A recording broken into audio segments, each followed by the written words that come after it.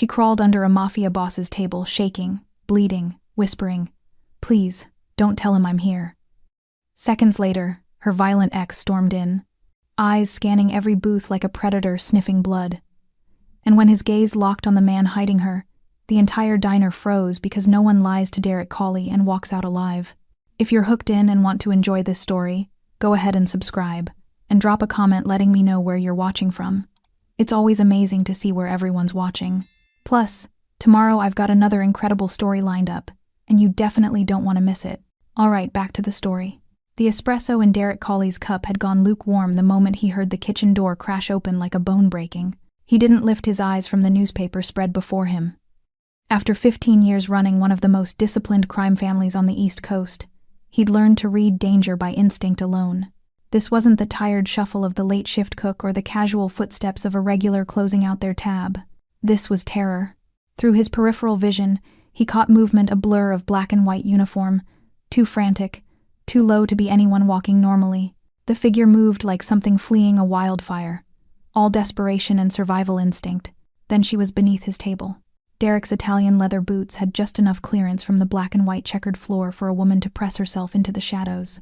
He felt trembling fingers wrap around his ankle, cold as winter steel, and a voice, raw, broken, rose from the darkness below. "Please, don't tell him I'm here." Across the booth, Vincent's fork froze halfway to his mouth. Beside him, Marco's hand drifted instinctively toward his waistband. All four of Derek's men went rigid, their low conversation evaporating into the neon-soaked air like steam. Derek slowly lowered his tattooed hand beneath the table. A small, shaking palm pressed against his ice, cold and slick with sweat. "Easy now," he murmured, his voice gravel and smoke, loud enough for his crew but gentle enough to anchor. "Nobody's telling anybody nothing." That's when the headlights cut through the rain-streaked windows. A pearl-white Escalade, the kind of vehicle that cost more than the diner made in 6 months, rolled into the parking lot with the predatory patience of a shark circling blood. The engine idled for 3 long seconds before shutting off with a mechanical growl. Then the door opened. Evan Russo didn't enter spaces, he infected them. He was tall, sharp-featured, with slicked-back dark hair that gleamed under the diner's fluorescent lights like polished obsidian. A tailored charcoal suit clung to his frame, more boardroom than backstreet, but the 2 men flanking him told a different story. Both wore dark jackets that bulged at the ribs. Both had eyes that swept the room like targeting systems. The diner, which had been buzzing with the comfortable hum of midnight stragglers and truckers nursing bottomless coffee, went silent. "Evening, folks." Evan's voice was silk over razors, the kind of smooth that came from closing deals and breaking people. His smile never reached his eyes as they scanned the booths, the counter, the exits. "I'm looking for someone. Young woman, mid-20s, Latina, probably scared out of her mind." He paused, letting the words hang like a noose. "She works here. Name's Tiffany. My girlfriend. She ran out during a misunderstanding." Behind the counter, Sally, the gray-haired waitress who'd been pouring Derek's coffee every Tuesday for the past decade, dried her hands slowly on her apron, her weathered face unreadable. Evan's gaze swept past her, past the truckers, past the elderly couple in the corner booth, and then it landed on Derek's table.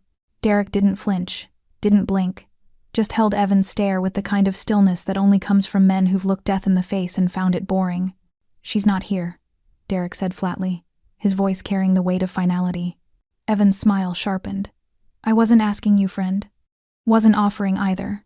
The temperature in the room dropped 10 degrees. One of Evan's men shifted his jacket, revealing the grip of a pistol. Vincent and Marco moved in sync, their chairs scraping back just enough to clear their own weapons. Sally cleared her throat, breaking the standoff. "Sir, I haven't seen any staff leave tonight. Maybe she went to another location?" Evan's jaw tightened. He wasn't stupid enough to start a gunfight in a public diner, but his eyes promised violence deferred, not denied. He pulled a business card from his pocket and placed it on the counter with surgical precision. "When you see her," he said, his gaze never leaving Derek, "tell her I'll be waiting, and I always collect what's mine." The words hung in the air like a curse. Evan turned, his men following like shadows, and walked out into the rain.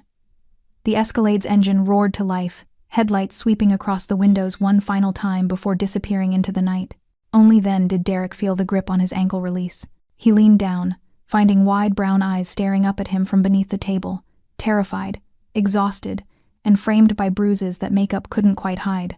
"If you stay," Derek said quietly, "you do it knowing one thing once I step in. There's no going back." Tiffany's voice was barely a whisper. "There's nothing to go back to." Derek nodded once. Then he stood, extending his hand into the shadows. "Then let's make sure he never finds you again." The diner emptied slowly, like water draining from a cracked basin. Rain softened against the windows. Derek's men positioned themselves strategically, Vincent by the door, Marco near the kitchen, 2 others watching the parking lot through cigarette smoke and silence. Tiffany sat in the corner booth, wrapped in a jacket that smelled like leather and gunpowder. Her hands trembled around a cup of coffee she couldn't bring herself to drink. Every headlight that passed made her flinch. Derek slid into the seat across from her, moving with the careful deliberation of someone who understood that predators and prey spoke different languages. He didn't ask if she was okay. The question would have been an insult to her intelligence. What did Evan want? His voice was low, stripped of everything except necessity. Tiffany's fingers tightened around the mug. "He thinks I stole from him." "Did you?" She met his eyes then, and Derek saw something that surprised him. Not fear, not anymore. Defiance. "Yes." The word hung between them like a lit match near gasoline. Tiffany reached into her apron with shaking hands, finding the small tear she'd sewn herself 3 nights ago. Her fingers worked the stitching loose until she pulled out a tiny object wrapped in electrical tape, a flash drive no bigger than her thumb. She placed it on the table between them like a grenade with the pin pulled. Derek studied it, then her. "You risked your life for that? Because what's on it can destroy him." Her voice cracked, years of buried rage bleeding through. "Everything. Every transaction. Every name. Every girl he—" She stopped, swallowing hard. "I was his bookkeeper. I saw things no one was supposed to see. And when I tried to leave the first time, he said he'd kill me. Said no one would believe a waitress over a successful businessman." Derek's jaw tightened imperceptibly. He'd heard versions of this story before, different faces. Same script. Power, crushing those who couldn't fight back. Vincent appeared at his shoulder with a laptop, placing it silently on the table before retreating. Derek plugged in the drive, his tattooed fingers moving across the keyboard with surprising precision. The files opened like Pandora's box.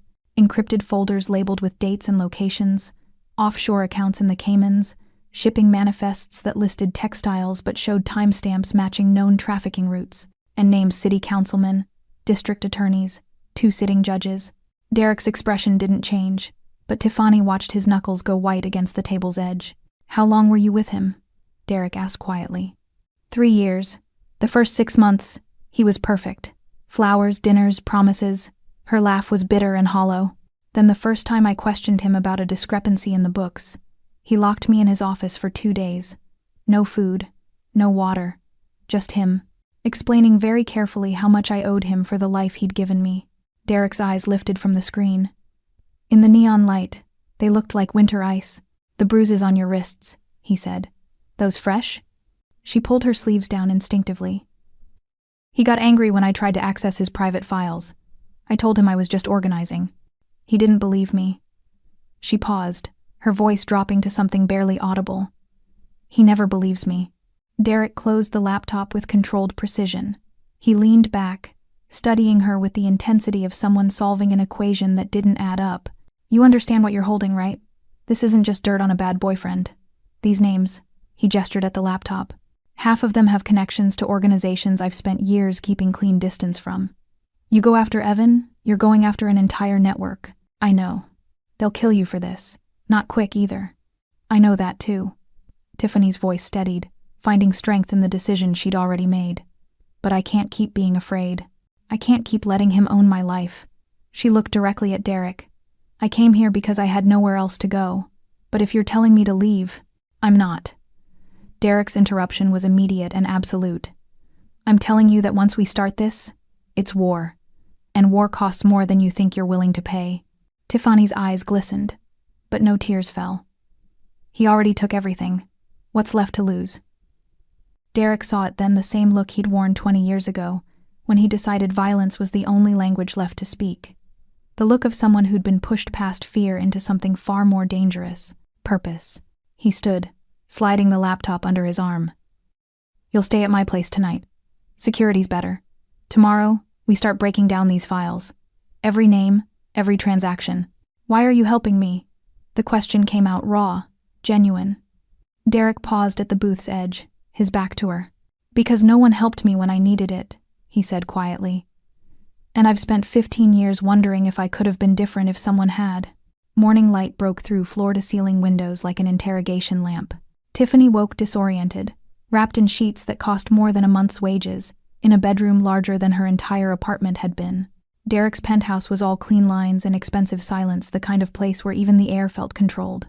She found him in the kitchen, already dressed in dark jeans and a fitted black shirt, pouring coffee with the mechanical efficiency of ritual. He slid a mug across the marble counter without a word. I'm not used to this, Tiffany admitted, her voice still rough with sleep. She gestured vaguely at the opulence surrounding them. Any of this. You'll adjust. Derek's tone suggested it wasn't a comfort, just a fact. She sipped the coffee. It was perfect. Of course it was. The sound of footsteps announced Vincent before he appeared, a folder tucked under his arm. He nodded to Tiffany with something that might have been respect, then placed the folder in front of Derek. Dug into Evan Russo's history like you asked. You're not gonna like it. Derek opened the folder. His expression remained neutral, but Tiffany watched his jaw muscle twitch once, twice. What is it? She asked. Derek was quiet for a long moment. When he finally spoke, his voice carried the weight of old graves being disturbed. Evan worked for my family. 7 years ago, low-level collections, money movement. We trusted him with roots, contacts, names. What happened? He sold us out. Derek's fingers traced the edge of a photograph. Evan, younger, leaner, standing beside men Tiffany didn't recognize, fed information to the Kozlov organization. 3 of my men died in an ambush because of intel he provided. We never proved it, but I knew. Always knew. He looked up at Vincent. He disappeared before we could handle it. Vanished into legitimate business. Changed his operation. Kept his head down. Until now, Vincent added grimly. Turns out he's been building his own network. Using your old roots, your old contacts.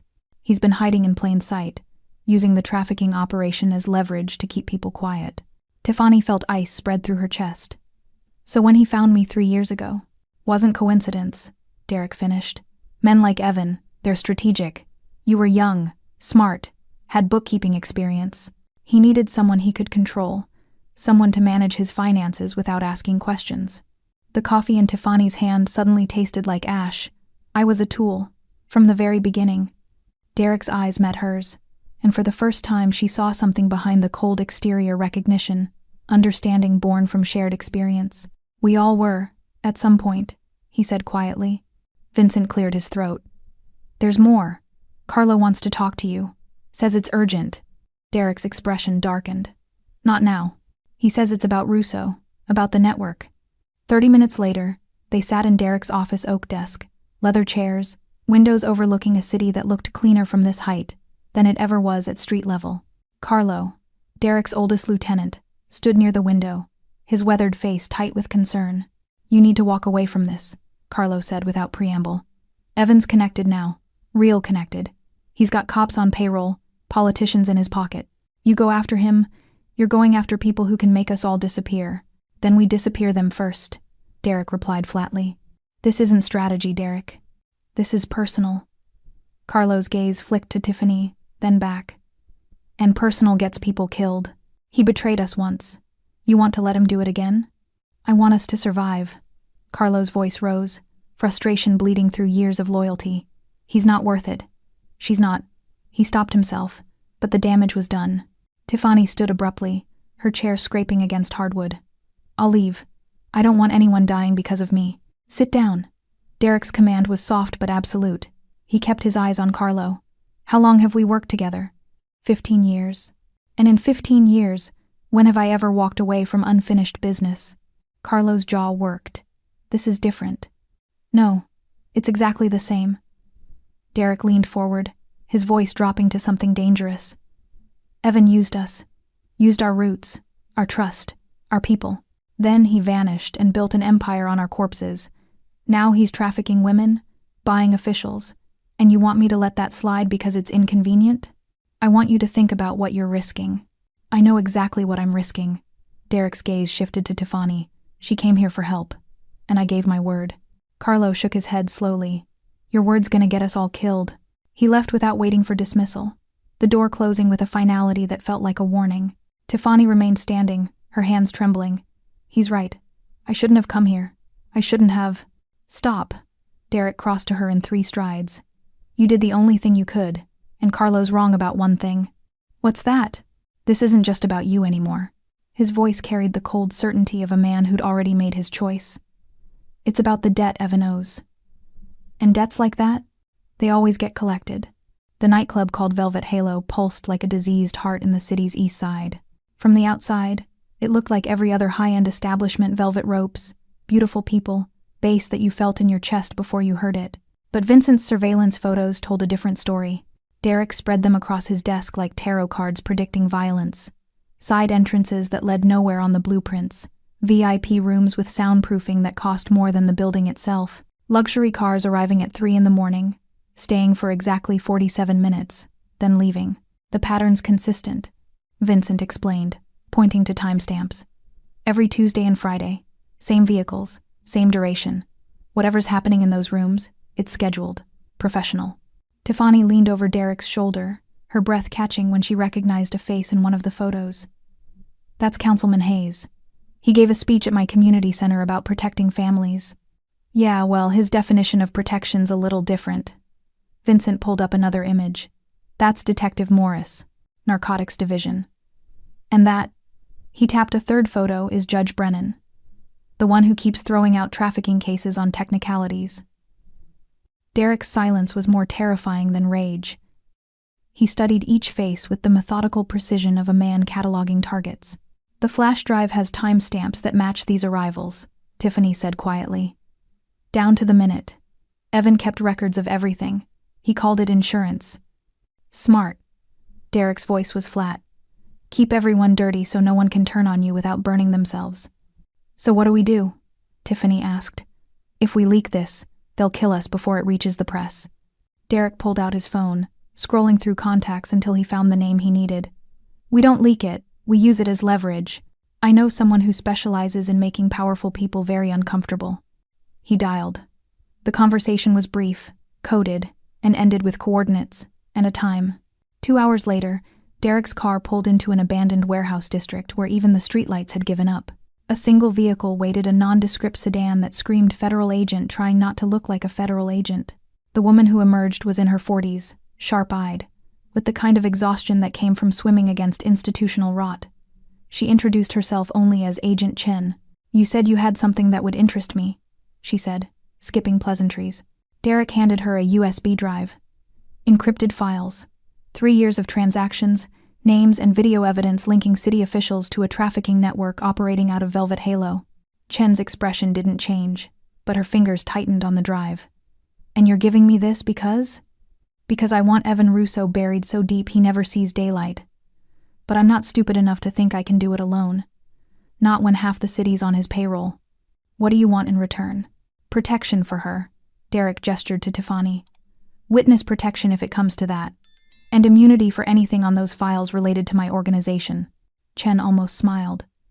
You think you have that kind of leverage? I think you've been trying to build a case against Russo for 2 years and getting blocked at every level. I'm handing you the key. Derek's voice dropped. So yeah, I think I have leverage. Chen studied them both, weighing outcomes and risks. Finally, she pocketed the drive. I'll need 48 hours to verify this.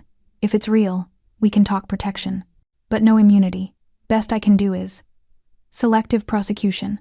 Good enough. They were back in the car, halfway to the penthouse, when Derek's phone rang. Vincent's voice came through tense, clipped. We've got a problem. Someone hit the garage. Car bomb. 2 men down. Derek's knuckles went white on the steering wheel. Who? Tony and Luca. Tony's dead.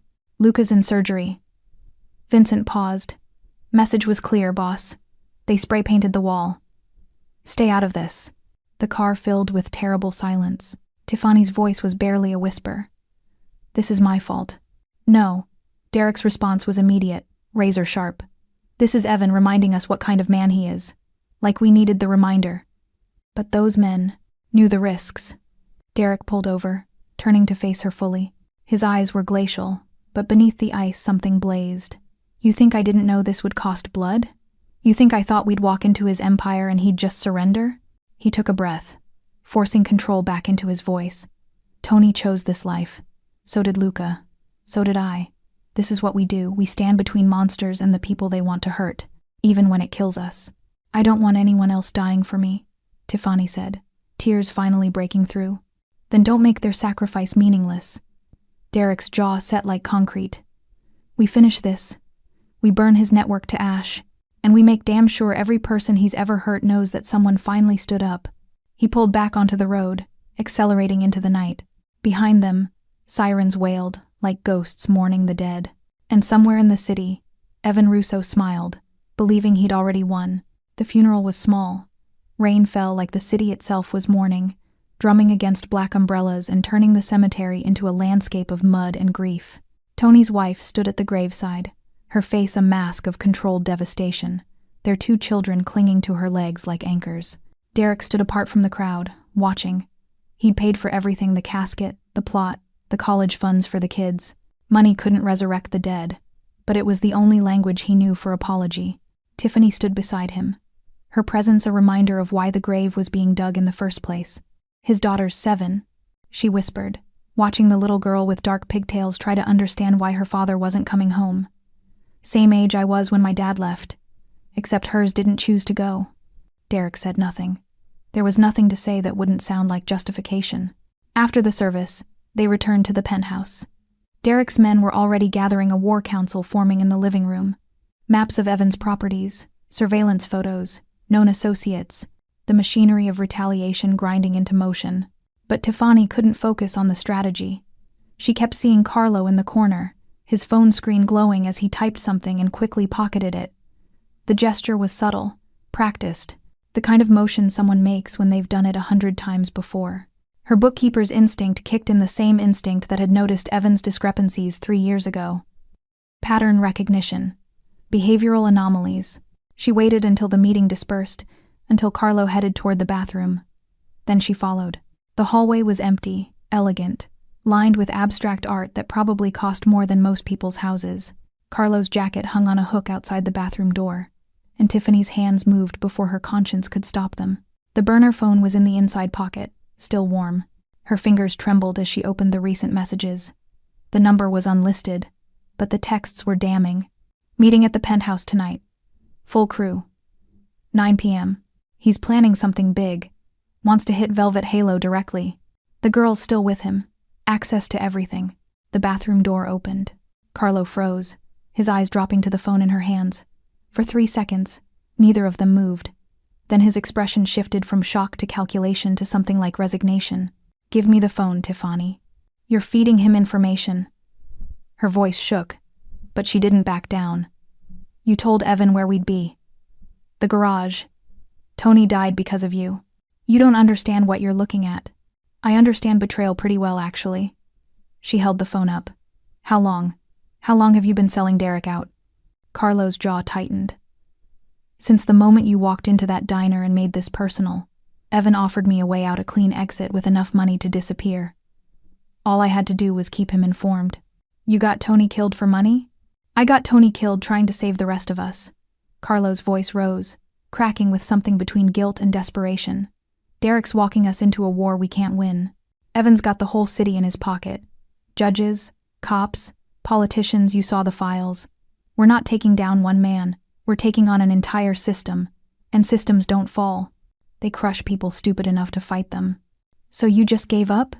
Decided to help the monster? I decided to survive. Carlo took a step closer. And you should too. Take the money Evan's offering and disappear. Derek's already dead, he just doesn't know it yet. And everyone standing beside him? We're all corpses waiting to drop. Tiffany's grip tightened on the phone. Derek trusted you. Derek's trust is a death sentence. Carlo's eyes softened slightly, almost pleading. I've followed him for 15 years, watched him make the hard calls, bury the bodies, carry the weight. And you know what I learned? Loyalty doesn't keep you warm when you're bleeding out in an alley. It just makes sure you die for someone else's cause. His cause is stopping Evan from hurting more people. His cause is redemption he'll never get. Carlo shook his head. You think saving you makes up for the things he's done? The people he's killed? Derek's not a hero, kid. He's just a different kind of monster. And monsters always destroy the things they try to protect. The sound of footsteps echoed down the hall. Derek appeared, his eyes moving from Tiffany to Carlo to the phone in her trembling hands. His expression didn't change, but the temperature in the hallway dropped 20 degrees. How long? Derek's voice was quiet, deadly. Carlo straightened, meeting his gaze. Long enough. Derek's hand moved to his waistband, but Tiffany stepped between them. Don't. Please. Just let him leave. He got Tony killed. And killing him brings Tony back? Tiffany's voice cracked. I've seen enough death. Please, Derek. Just let him go. Derek stared at Carlo with 15 years of history and partnership reflected in his eyes. Then, slowly, he lowered his hand. You've got 60 seconds to walk out that door. After that, if I ever see you again, I won't hesitate. Carlo nodded once. Then he turned and walked toward the elevator, each step echoing like a countdown. When the doors closed, Tiffany finally released the breath she'd been holding. Derek took the phone from her hands, scrolling through the messages. His expression remained carved from stone, but she saw his grip tighten until the screen cracked. He was right about one thing, Derek said quietly. What's that? This is a war we might not survive. 3 days passed in the penthouse like living inside a pressure cooker. Derek's men rotated shifts, turning the luxury apartment into a fortress. Vincent swept for bugs twice daily. Marco monitored traffic cameras. Every curtain stayed drawn. Tiffany felt like a ghost haunting someone else's life. She found Derek in his office past midnight, the glow from his laptop painting shadows across his face. Empty coffee cups surrounded him like casualties. He'd been cross-referencing the flash drive data with property records for hours, building a map of Evan's empire one connection at a time. You should sleep, she said from the doorway. So should you. She entered anyway, sinking into the leather chair across from him. I can't just hide here while you do everything. I need to help. Derek didn't look up from the screen. You've already helped. The drive, the information, isn't enough. Tiffany leaned forward, her voice urgent. I know how Evan operates. I know his patterns, his contacts, the way he structures deals. For 3 years, I was the one organizing his life. She paused, gathering courage. Let me use that against him. Derek's fingers stilled on the keyboard. What are you suggesting? There's someone. One of Derek's regular informants, a guy named Jimmy Torino who runs a pawn shop on 5th. He passes information to both sides, always playing the middle. Tiffany pulled out her own phone, showing Derek surveillance photos she'd taken from his files. He's also on Evan's payroll. I've seen the transactions. And he's meeting with Detective Morris tomorrow night. I saw it in the messages on Carlo's phone before you broke it. She met Derek's eyes. If we can record that meeting, get Morris on camera taking money from someone in Evan's network, we'll have proof the police are compromised. Agent Chen could use that. Agent Chen. Derek studied her, seeing something he hadn't noticed before. The trembling waitress who'd hidden under his table was gone. In her place sat someone harder, sharper. You understand what you're proposing? If they catch you recording, they'll kill me. I know. Tiffany's voice didn't waver. But they're going to try killing me anyway. At least this way. I'm fighting back. Derek was quiet for a long moment. Then he nodded. We do it smart. You wear a wire, but Vincent and I stay close. First sign of trouble, we extract you. Agreed. And Tiffany? Derek's gaze intensified. Once we do this, there's no pretending you're just a witness anymore. You become part of this, actively. I stopped being just a witness the moment I stole that drive. She smiled grimly. Besides, I'm tired of being the victim in my own story. The next night, Tiffany walked into Jimmy Torino's pawn shop, wearing a wire smaller than a dime, taped beneath her bra. Her heart hammered against her ribs, but her hands stayed steady. The shop smelled like old electronics and desperation. Security cameras covered every angle, which meant Derek's team, parked in a van 2 blocks away, could see everything. Jimmy looked up from behind bulletproof glass, his weasel features tightening with recognition. You shouldn't be here. I need to talk about Evan, Tiffany said clearly, making sure the wire caught every word. I know you've been passing him information about Derek Cawley's movements. Jimmy's eyes darted to the cameras, then back. I don't know what you're talking about. Really? Because I have bank records showing regular deposits from one of Evan's shell companies to your account. $5,000 every 2 weeks. Payment for services rendered. She was bluffing the records existed, but she hadn't brought them. Her bookkeeper instincts supplied the details with enough confidence to sound real. Jimmy's face paled. "You're wearing a wire." "Smart guess. You stupid." He reached for something under the counter. The back door burst open. Detective Morris entered, his police jacket unzipped, irritation carved into his features. "Jimmy, what the hell is—" He stopped cold, seeing Tiffany.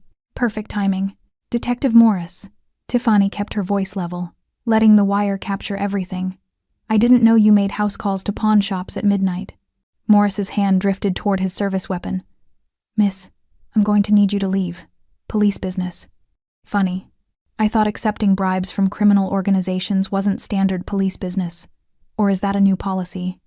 She watched his expression shift from confusion to fury to calculation. "How much is Evan paying you to look the other way?" "More than Jimmy gets, I hope." "You're taking a bigger risk."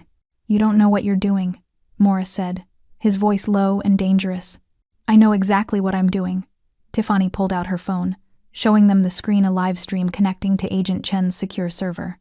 "And so does the FBI." "Smile, detective. You're being recorded by more than just me." Morris lunged forward, but the shop's front window exploded inward. Derek and Vincent came through like avenging angels, weapons drawn, moving with the brutal efficiency of men who'd done this 1,000 times. "Hands where I can see them," Derek ordered, his gun trained on Morris. The detective froze, weighing options. Then, slowly, he raised his hands.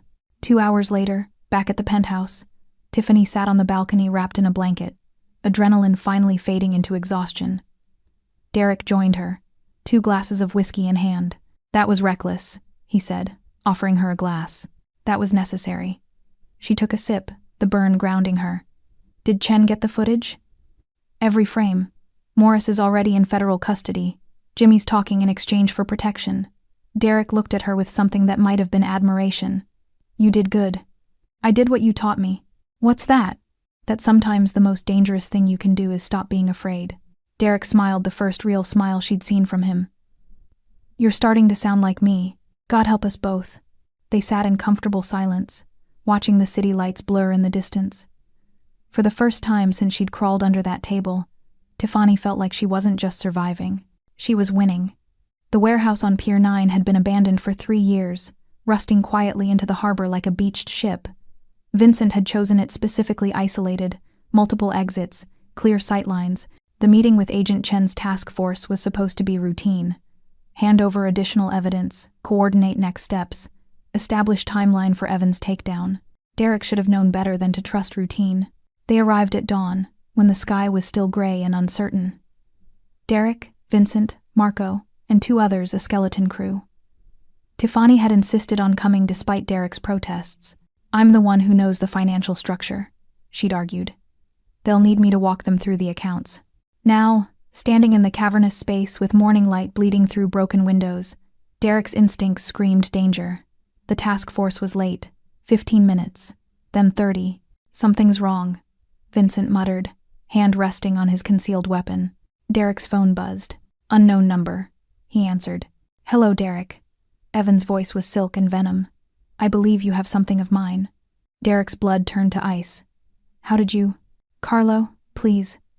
He was useful but obvious. Evan's laugh was cold. "You should have killed him when you had the chance. Before he told me everything, including where you'd be this morning." The line went dead. Derek spun toward Tiffany. "Get down." The first bullet shattered a window. Then the world exploded into chaos. Gunfire erupted from elevated positions, the catwalks, the loading platforms, every high point. Professional, coordinated, at least 8 shooters, maybe more. Derek's men returned fire, but they were exposed, outgunned. Marco took a round to the shoulder and went down hard. Vincent dragged him behind a concrete pillar, cursing. Derek grabbed Tiffany, covering her body with his as bullets sparked off metal around them. "Stay low. Move when I move." They scrambled toward a stack of shipping containers, using them for cover. Derek's mind raced, calculating angles, counting shooters, measuring survival odds, all of them grim. Another volley tore through their position. One of Derek's men, Tommy, screamed once and went silent. "We're pinned," Vincent shouted over the gunfire. "They've got every exit covered." Derek's jaw tightened. This wasn't a random hit. This was execution, carefully planned. And Carlo's betrayal had set the stage. Tiffany's hands shook as she pressed herself against the container. "This is my fault. I should never have." "Not now," Derek cut her off. He keyed his radio. "Marco, can you move?" Shoulders torn up, but yeah. "There's a drainage tunnel 30 yards east. We make a run. We might—" A new sound cut through the gunfire. A vehicle approaching fast. Black SUV, ramming through the warehouse's side entrance like a battering ram. It skidded to a stop, and the door opened. Carlo stepped out. For one crystalline second, Derek thought he'd come to help. Then he saw the man beside Carlo, Evan Russo, immaculate in a gray suit, flanked by 4 armed contractors. "Stop firing," Evan called out calmly. The shooting ceased immediately, leaving only ringing silence and the smell of cordite. Evan walked forward slowly, shoes clicking on concrete. Carlo trailing behind like a shadow filled with regret. Derek Cawley, the ghost who wouldn't stay buried. Evan's smile was a knife dressed in charm. "You should have taken the hint with the car bomb. Should have walked away." "Where's Agent Chen?"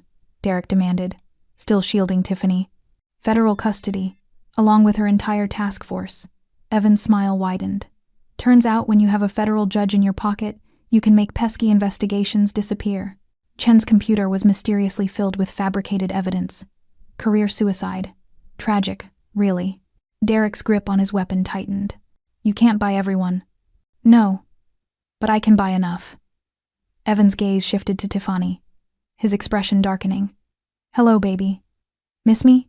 Tiffany stood slowly, Derek's hand on her arm trying to hold her back. But she shook him off, stepping into view. "You're going to lose, Evan. Even if you kill us, the evidence is already out there. Evidence that's been thoroughly discredited by federal investigators." Evan skecked. "Poor Agent Chen. Building a case on falsified documents. Conspiracy theories. No one will believe anything tied to her now." Carlo stepped forward, his face ashen. "Evan, you said if I gave you the location, you'd let them walk away." "I said a lot of things." Evan didn't even look at him. "Just like you said a lot of things to Derek for 15 years. We're all liars here." Evan didn't even. He raised his hand, and his contractors lifted their weapons. Derek pushed Tiffany behind him, weapon raised, knowing it was futile. They were surrounded, outgunned, out of options. This was how it ended. Not in glory, but in a rusted warehouse with morning light streaming through bullet holes. Then Carlo moved. He drew the pistol Derek hadn't taken from him 3 days ago, the mercy that was supposed to mean exile, not redemption, and fired 3 times in rapid succession. 2 of Evan's contractors dropped. The 3rd took cover. Chaos erupted again. "Go!" Carlo screamed at Derek. "The tunnel! Now!" Derek didn't hesitate. He grabbed Tiffany and ran, Vincent hauling Marco along beside them. Gunfire exploded behind them, Carlo's final stand buying seconds they didn't deserve. They hit the drainage tunnel as bullets sparked off the entrance. The darkness swallowed them, echoes of violence chasing them through the black. Behind them, Carlo's gun clicked empty. There was a single shot, then silence. They emerged 3 blocks away, gasping, covered in grime and blood that wasn't all theirs. Marco's shoulder bled freely. Vincent's face was carved with fury and grief, but they were alive. Tiffany collapsed against a wall, shaking uncontrollably. "Carlo, he saved us. After everything, he remembered who he was," Derek said quietly, staring back toward the warehouse. "In the end, that's all any of us can do." Vincent's radio crackled. A voice Derek didn't recognize. "Cawley? Agent Maria Santos, FBI. Chen briefed me before they took her. I've got your evidence, all of it, and I'm not on Evan's payroll. If you're still breathing, we need to talk. Now." Derek met Tiffany's eyes. They were battered, hunted, pushed to the edge, but the war wasn't over. "Where?" Derek said into the radio. Santos gave coordinates, a safe house, federal protection, or another trap. Either way, they had no choice but to walk into it. The rain returned on a Tuesday, exactly 6 weeks after the warehouse bloodbath. It hammered the diner's tin roof like impatient fists, turning the parking lot into a mirror of broken neon. Inside, the smell of fresh paint mixed with old grease. Sally had finally retired, and the new owner had scrubbed the place until it gleamed. But the checkered floor still carried ghosts, a faint boot print of espresso from that first night, a scar in the vinyl where a bullet had ricocheted. Derek sat in the same corner booth, newspaper folded to the racing section he never read. His coffee steamed untouched. Vincent stood by the jukebox, pretending to study song titles. Marco nursed a soda at the counter, shoulders still in a sling. 2 more men lingered outside under umbrellas, watching the street like hawks. They weren't here for pancakes. Tiffany moved behind the counter in a crisp white apron, hair pulled back, hands steady as she refilled salt shakers. She'd insisted on reopening the diner herself, said the place had saved her once, and now she'd return the favor. Derek had argued until his voice cracked. She'd won with 3 words. My turn. The bell above the door jingled at 11:47 p.m. Evan Russo stepped in first, rain dripping from his cashmere coat. The tailored suit beneath was new, but the arrogance was vintage. A fresh scar ran from his left ear to jaw courtesy of the warehouse glass Tiffany had shattered across his face. 4 men followed, spreading out with practiced menace. The diner's 3 late-night customers, a trucker, a nurse, an insomniac poet froze mid-bite. Evan's smile was a razor dipped in honey. Evening, folks. We're closed for a private party. The trucker reached for his wallet. I'll just sit, Evan said softly. The man sat. Tiffany's hand slipped beneath the counter, fingers brushing the panic button Derek had installed. She didn't press it. Not yet. Evan's gaze found Derek. You always did like this dump. Sentimental. Derek folded the newspaper with deliberate calm. You always did like entrances. Subtlety's not your color. Evan's men fanned wider. One locked the door. Another flipped the open sign to closed. The neon buzzed, flickered, steadied. Tiffany stepped out from behind the counter, apron strings knotted tight. You're bleeding on my floor. Evan glanced down rainwater mixed with a thin line of crimson from the healing scar. Your floor? Cute. Last I checked, this place belonged to the city health code violations. It belongs to me now. Her voice didn't shake. Paid in full. You're trespassing. Evan laughed, the sound sharp enough to cut glass. You think a deed stops me? I own judges, sweetheart. I own the DA who'll bury your little assault charge. I own the cops who'll swear you attacked me first. He took a step closer. I own you. Derek rose slowly, chair scraping like a warning. You own nothing here. The room temperature plummeted. Vincent's hand drifted inside his jacket. Marco set his soda down with a click that echoed like a round chambered. Evan's smile thinned. Still playing hero? Collie? How many men have to die before you learn the game's rigged? None tonight, Derek said. Because you're not walking out with her. Evan snapped his fingers. His men drew Glocks, suppressors glinting under fluorescent light. Derek's crew answered in kind. 6 guns on 6 guns. The trucker whimpered. The nurse dropped her fork. Tiffany's heart hammered so hard she tasted metal. She'd rehearsed this moment in nightmares. Evan's smirk, the smell of gun oil, the way fear used to paralyze her. But tonight, fear had company rage, bright and molten. She pressed the panic button. Outside, sirens wailed to life distant, then closer, then deafening. Red and blue lights painted the windows like war paint. Evan's composure cracked. What did you? Federal task force, Tiffany said, stepping into the open. Agent Santos sends her regards. Your judge? Arrested an hour ago. Your DA? Singing to the FBI. Your cops?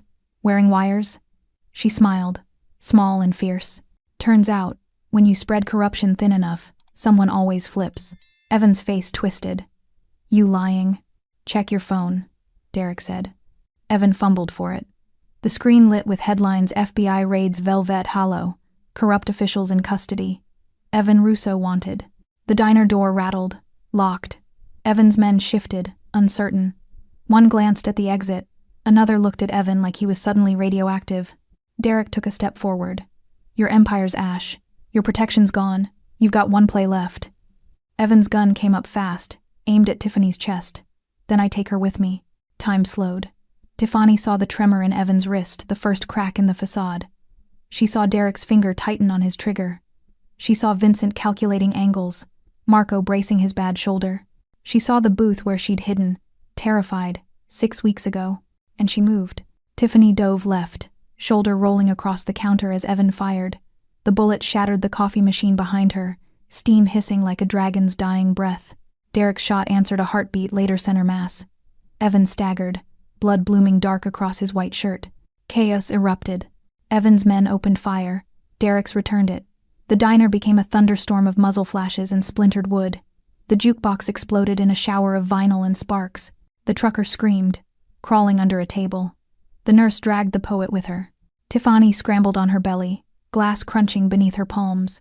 She reached her booth, and yanked open the underside panel Derek had reinforced weeks ago. Inside, a sawed-off shotgun, loaded with beanbag rounds. Non-lethal, symbolic. She rose like a phoenix from the ashes of her old life. Enough! Her voice cut through the gunfire, raw but unbroken. She racked the shotgun.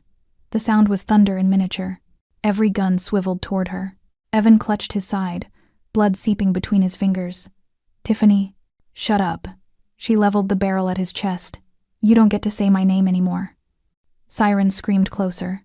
Tires screeched outside. FBI vests poured through the unlocked side door. Santos in the lead, weapon drawn. Federal agents. Drop them. Evan's remaining men hesitated, then lowered their weapons. Derek's followed suit.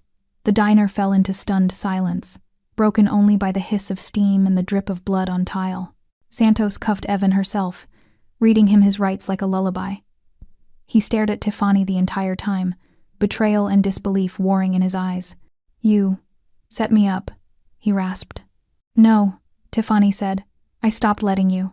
Derek crossed the wreckage, boots crunching glass. He stopped beside the booth where it all began. Evan lay crumpled against it, breathing shallow. The flash drive Tiffany had stolen now taped to his chest like a scarlet letter. Derek crouched, voice low. You die in court, not in my diner. Evan tried to laugh, but it came out a wet cough. You think this ends me? It ends what you built, Derek said. The rest is just paperwork. FBI agents hauled Evan up. He sagged between them, leaving a smear of blood on the vinyl. As they dragged him past Tiffany, he whispered, You'll always be mine. She met his eyes cold, unafraid. I was never yours. I was just waiting for the right moment to leave. The door swung shut behind him. The rain kept falling. Tiffany's knees buckled. Derek caught her before she hit the floor, his arms steady where the world wasn't. She buried her face in his shoulder, breathing in leather and gunpowder and safety. Outside, cameras flashed. Reporters shouted questions. Inside, the diner looked like a war zone, but the war was over. Vincent clapped Marco on the back, grinning through blood on his teeth. The trucker emerged from under the table, blinking like he'd woken from a nightmare. The nurse helped the poet to his feet, both of them staring at Tiffany like she was a miracle. Derek eased her onto the booth bench, the same one she'd hidden beneath. He knelt, brushing glass from her hair. You okay? He asked. She looked around at the shattered windows, the bullet holes, the blood on the floor that wasn't hers. Then at the flash drive now in evidence bags, the cuffs on Evan's wrists visible through the window. I'm free, she whispered. Derek's hand cupped her cheek, thumb tracing the bruise that had finally faded. Then let's go home. But Tiffany shook her head. This is home. She stood, legs shaky but sure, and faced the wreckage. The neon sign flickered once, twice, then steadied open. Because some things, once broken, get rebuilt stronger. The diner smelled of bleach and burnt sugar at 317 A.M. The FBI had left an hour ago, taking Evan in an ambulance under armed guard. Yellow tape crisscrossed the doorway like cautionary stitches. Outside, news vans circled, reporters shouting questions into the rain. Inside, only the hum of the freezer and the drip of a broken faucet remained. Tiffany sat on the counter, legs dangling, apron soaked with coffee and someone else's blood. Her hands wouldn't stop trembling. Derek knelt among the wreckage, picking shards of glass from the floor with the patience of a man defusing a bomb. Vincent and Marco had gone to check the perimeter. The silence between them felt sacred. Derek dropped a final sliver into a trash bag, then looked up. You should go home. This is home, she said again, softer this time. The words tasted like truth and grief. He stood, wiping his hands on a rag that used to be white. Blood streaked his knuckles. Evan's, his own, maybe both.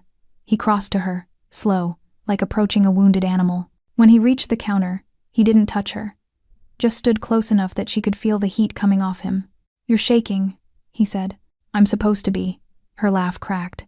I just shot at the man who owned my nightmares for 3 years, and he bled on my floor. Derek's eyes flicked to the booth, now a crime scene outline in tape. He bled because you stopped letting him own you. Tiffany slid off the counter, bare feet on cold tile. She walked to the booth and sat where she'd hidden that first night. The vinyl was torn, stuffing spilling like guts.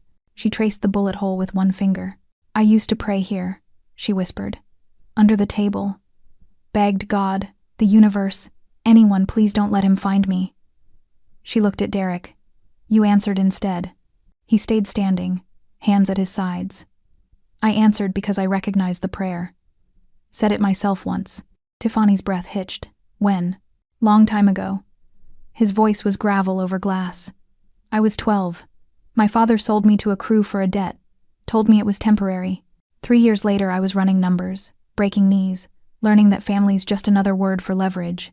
He met her eyes. "No one came for me, so I became the one who comes."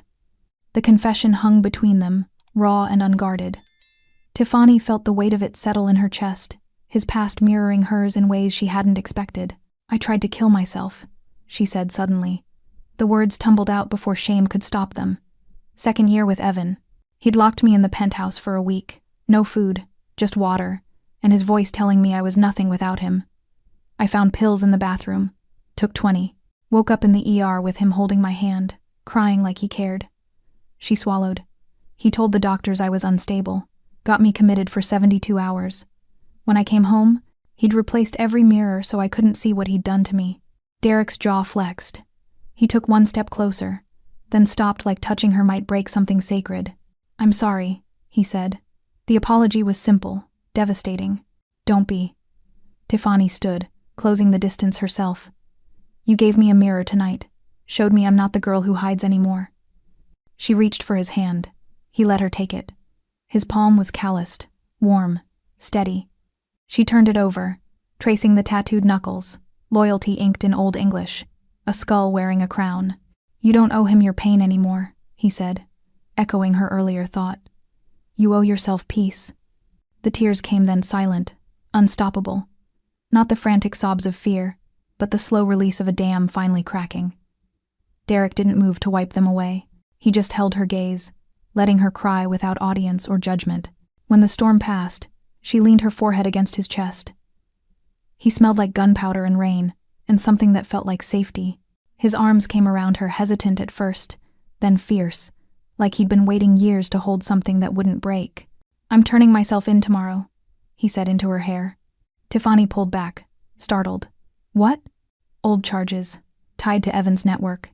Murder for hire, racketeering stuff I did before I built walls around the worst parts." His voice was steady, resolved. "Santos offered a deal. Full testimony, evidence on the bigger fish. In exchange, they bury the bodies I can't resurrect. You'll go to prison.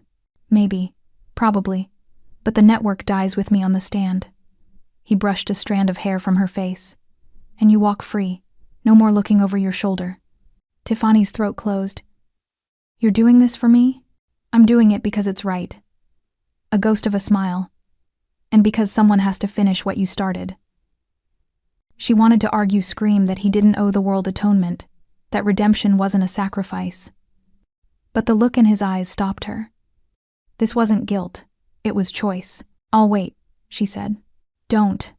He cupped her face. "Live. Open the diner. Help the next girl who runs in here bleeding. Be the person I couldn't be at 12. The bell jingled. Agent Santos stepped inside, rain dripping from her coat. "Time's up, Collie. Transport's outside." Derek nodded. He released Tiffany, but she caught his sleeve. "One thing," she said. She reached into her apron, the same one with the torn hem, and pulled out a small key. The key to the diner. She pressed it into his palm, closing his fingers around it. "When you get out," she whispered, "your booth's waiting. Coffee's on me." His eyes glistened, something Tiffany had never seen. He slipped the key into his pocket like it was made of gold. Santos cuffed him gently, almost respectfully. As they led him out, he didn't look back. Didn't need to. The weight of his promise stayed behind, warm in the air. Tiffany watched the door close. Then she turned to the wreckage and started cleaning. She swept glass into piles, wiped blood from the counter, taped cardboard over shattered windows, every motion deliberate, grounding. By dawn, the diner looked wounded but alive, scarred vinyl, patched walls, a jukebox that played only static but still hummed with possibility. Vincent and Marco returned with breakfast sandwiches and bleary eyes. They ate in silence, passing a flask of something strong. When the sun rose, pale and hesitant, Tiffany unlocked the door and flipped the sign to open. The first customer was the nurse from the shootout. She ordered coffee, black, and left $100 tip with a note. For the girl who saved us all.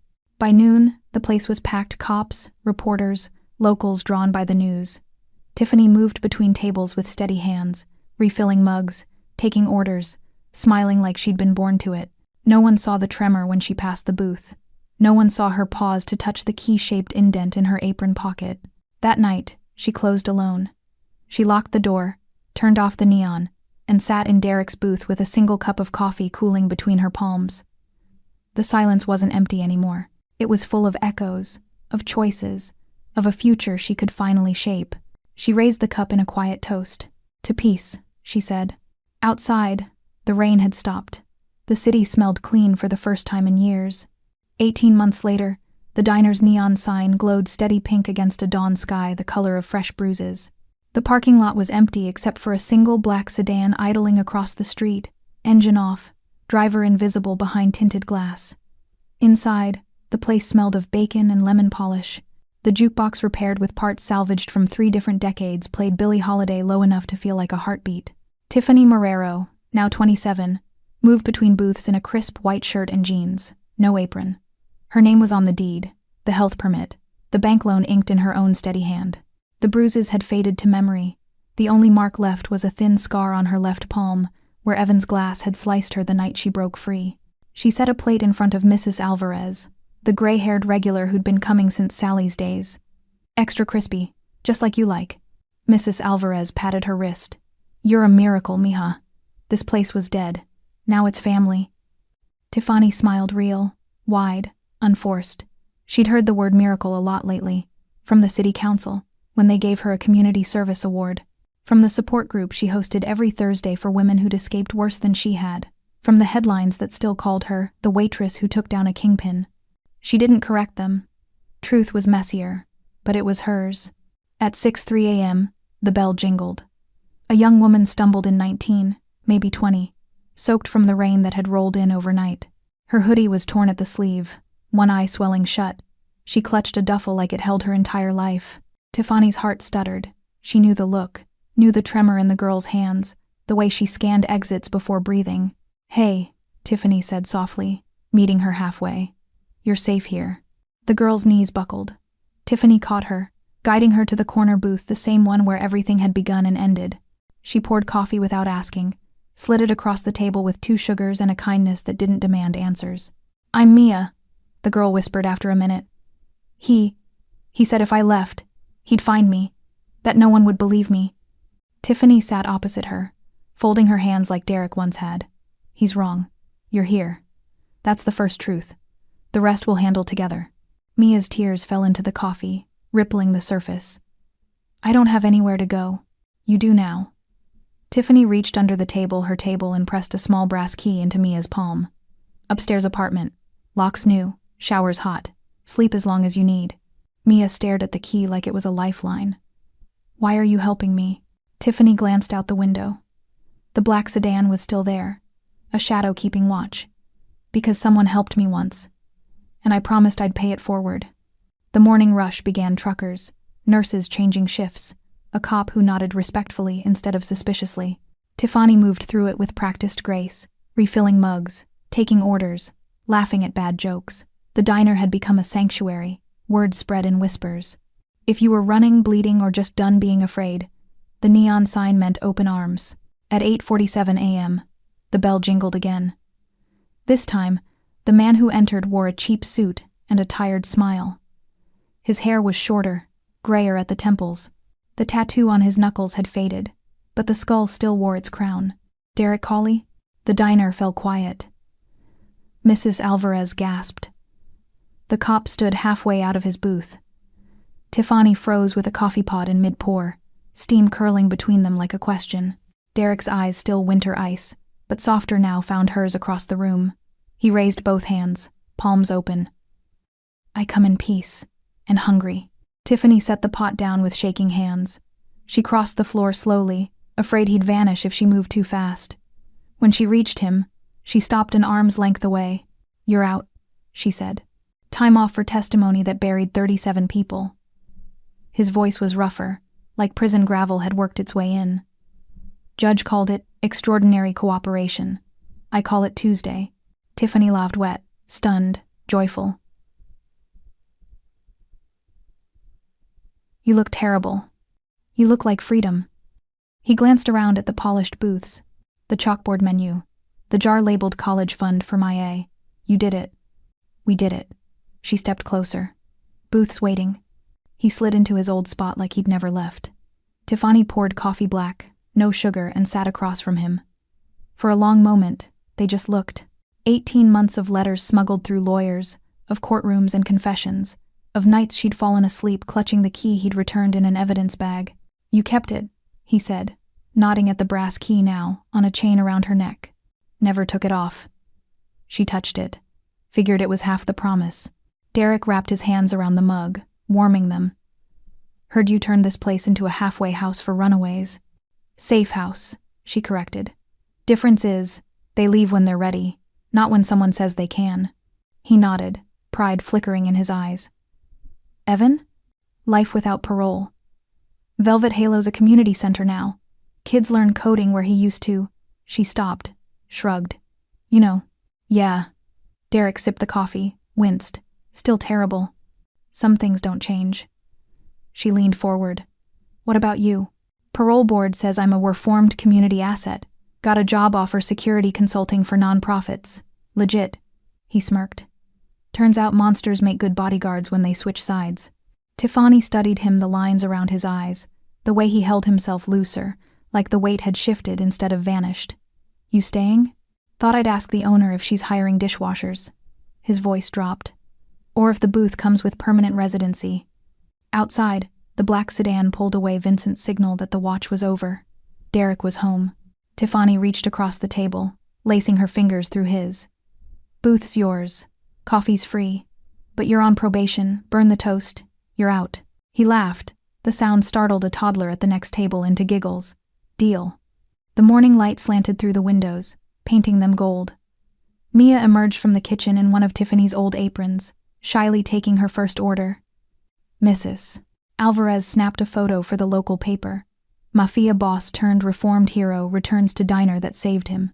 Derek didn't notice.